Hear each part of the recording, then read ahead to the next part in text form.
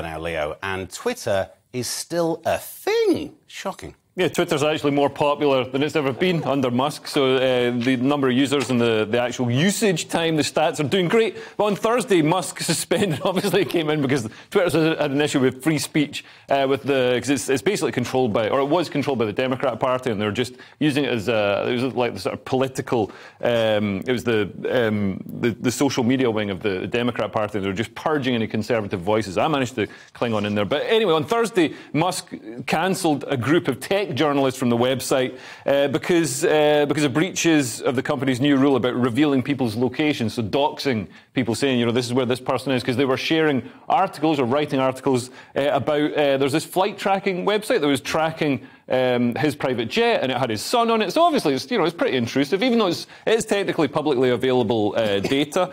It's just kind of intrusive. It's not very nice. So he suspended their accounts, which I quite like that sort of egotistical capriciousness.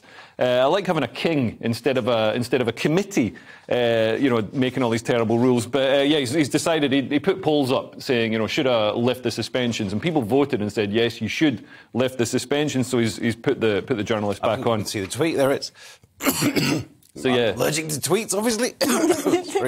Yeah, it's better. So yeah, so he's. Some people are saying, "Oh, he didn't really dox your location because it's just an article with a." But yeah, they kind of did dox his location. It's not very nice. Yeah, there's a bit of a difference between giving away your address and where your private jet is. I mean, unless you're really good at jumping, you're not going to be able to go and meet him just because you got the address there and then. Yeah, but just go on the jet yourself. But I think it's the sort of intrusion, the sort of movements of his family. I think I think he'd be fine with himself, but when it's his son. That's a different story. I think people, when people come for your family, that's a different. You've seen Taken. I realised that's why Elon Musk called his son that name, because you can't tweet it. And his name actually is that name. Yeah.